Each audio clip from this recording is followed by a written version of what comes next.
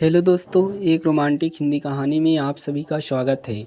आशा करता हूँ कि ये कहानी आपको ज़रूर पसंद आएगी। चलो वीडियो हम स्टार्ट करते हैं। गालों पर गिरते आंसुओं को अपने हाथों से साफ करते हुए बोला, जबकि स्नेहा ने अपनी सांस रोक ली। गौरव कुमावत से उसे ऐसी हरकत की उम्मीद बिल्कुल नहीं थी।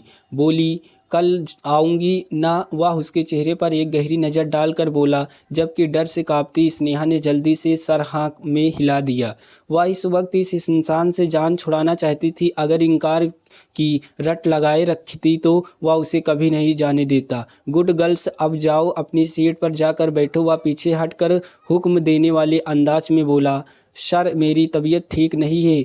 तो तबीयत आपको संभालते हुए बोली, ठीक है, ड्राइवर तुम्हें छोड़ आता है, बट कल 9 बजे जॉब मैं यहाँ हूँ तो आप मुझे अपनी सीट पर बैठी नज़र आनी चाहिए। वह राय भरे अंदाज में बोला। स्नेहा चुपचाप हाँ में सर हिला गई। ऑफिस से निकलती तो बाहर गौरव का ड्राइवर गाड़ी लिए इंतजार कर रहा था। उस वक्त नफरत हो रही थी। गौरव जैसे धौंस जमाने वाले बेहदर्द इंसान से उसकी गाड़ी में बैठने अपने लिए कोई मुसीबत खड़ी नहीं कर सकती, क्योंकि इतना तो वह जान गई थी कि अगर उसका हुक्म न माना जाए तो वह बेहद बन जाता है। तो सो इसीलिए खामोशी से गाड़ी में बैठ गई। सिर्फ एक दिन की ही बात तो है, उसने खुद को दिलासा दिया, कल तो मेरी शादी हो जानी है, फिर यह आदमी इंतज़ार करता रहेगा और इधर उधर मैं पिया सांग सिधार जाऊंगी। इस ख्याल में उसे हल्का सा सुकून दिया। गाड़ी उसने घर से कुछ दूरी पर रुकवाई। वह नहीं चाहती थी कि मोहल्ले वालों की निगाह उस पर पड़े।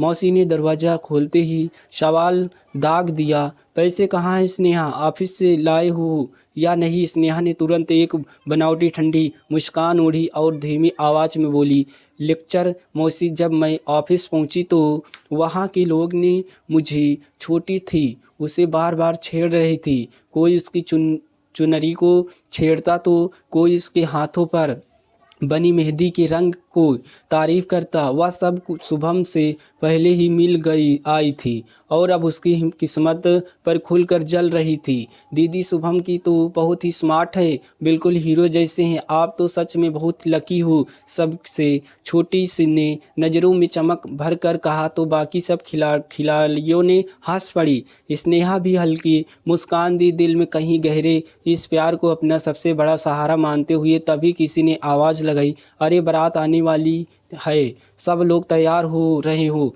माहौल में गूंजते ढोल निगाहों की कल्पना ने ही घर में शोर भर दिए। स्नेहा के दिल की धड़कनें तेज हो गई, उसकी आंखों में सपनों की चमक आ गई और होठों पर दबी हुई मुस्कान और गहरी हो गई।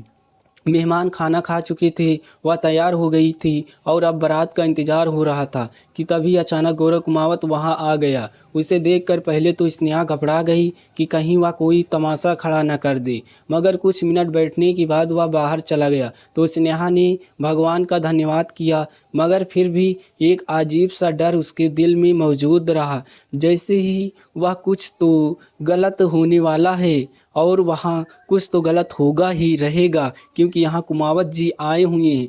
फिर कुछ ही देर बाद उसे पता चला कि बारात नहीं आ रही है। यह सुनकर स्नेहा को गहरा सदमा लगा, मगर उससे भी बड़ा सदमा तो तब लगा जब उसकी शादी गौरव कुमावत से हो गई।